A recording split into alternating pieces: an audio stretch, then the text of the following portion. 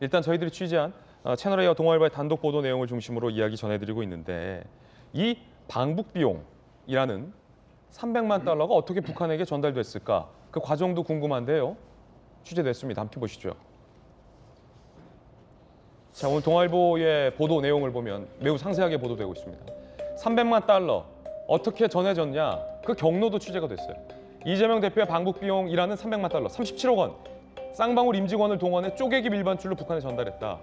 개인당 3만에서 9만 달러, 4천만 원에서 1억 1천만 원 상당의 돈을 화장품, 케이스 혹은 책 사이 등에 끼워서 밀반출하라라고 지시를 했고 실제 그렇게 이루어졌습니다.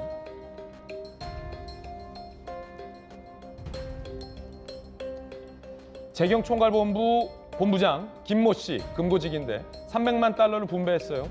임직원 40여 명에게. 이렇게 구체적인 정황을 오늘 동아일보가 상세히 보도하고 있는 겁니다. 항공편으로 달러를 밀반출한 겁니다. 그 과정에서 세관에 걸린 사람도 있었다는 거예요. 이만한 돈을 왜 가져가냐? 라고 해서 상당한 대가 비용을 치렀다라는 얘기도 동아일보에 나옵니다. 박모 쌍방울 부회장이 중국에서 기다리고 있다가 이걸 다 수거해서 북한에게 전달했다. 동아일보는 상세하게 취재하고 있습니다.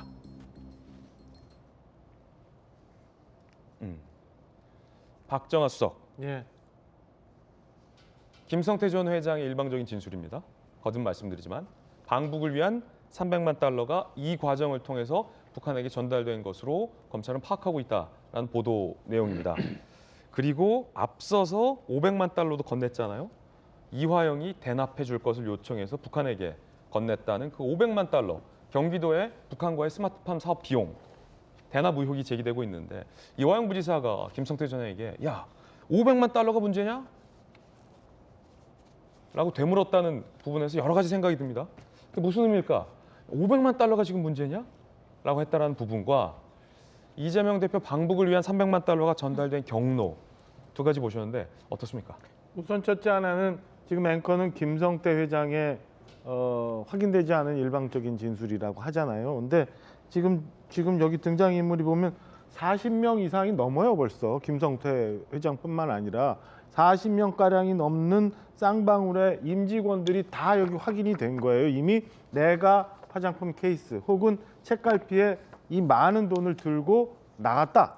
그리고 그중 일부는 우리 세관에 걸려서 조사까지 받았다. 그럼 뭐 이 조사받고 어떻게 넘어갔는지에 대해서는 또 배후 세력이 있는지는 나중에 얘기하더라도 이렇게 40명이 넘는 사람들이 얘기를 했는데 이걸 여태 그냥 소설이라고 넘어갈 일은 아니지 않나. 좀 전에 말씀하신 것처럼 이화영 부지사가 500만 달러가 대수냐라는 취지의 얘기를 했어요. 우리 돈으로 치면 한 60억 정도인데 60억 정도 주는 거는 아무것도 아니다. 왜?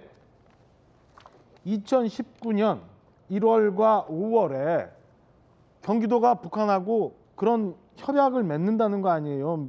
민족경제협력연합회하고 쌍방울 계열사가 히토류 등 광물 자원을 독점하고 이것도 엄청나죠. 철도, 국가철도, 북한 국가철도를 또 독점하고 이 사이에 이거 다 되면 1억 달러 또 주고 1억 달러는 1,000억이에요. 1,000억. 그리고 이 중에 하다가 보면은 우리가 갖고 있는 남북 교류 사업, 교류 기금까지 쓰자라고 얘기했어요.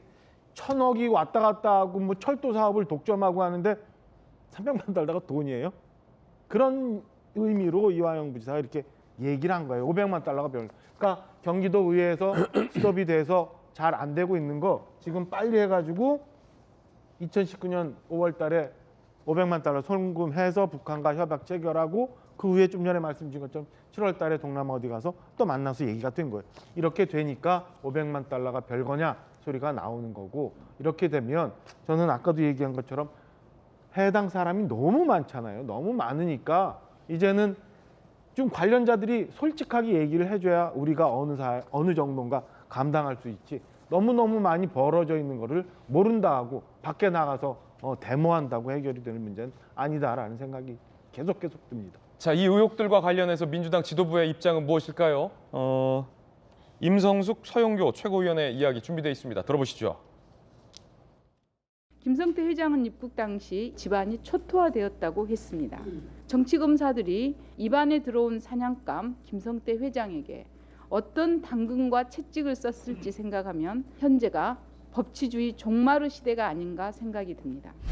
장례식장에 누가 대신 왔다 갔다? 한동훈 법무부 장관과 김건희 여사는 카톡을 몇 번 주고받은 사이입니까?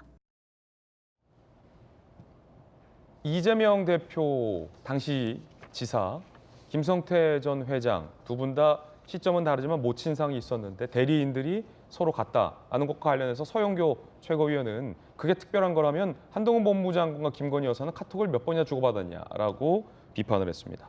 그것과 이것이 무슨 사이인지는 잘 모르겠습니다만 어쨌든 그렇게 얘기했습니다.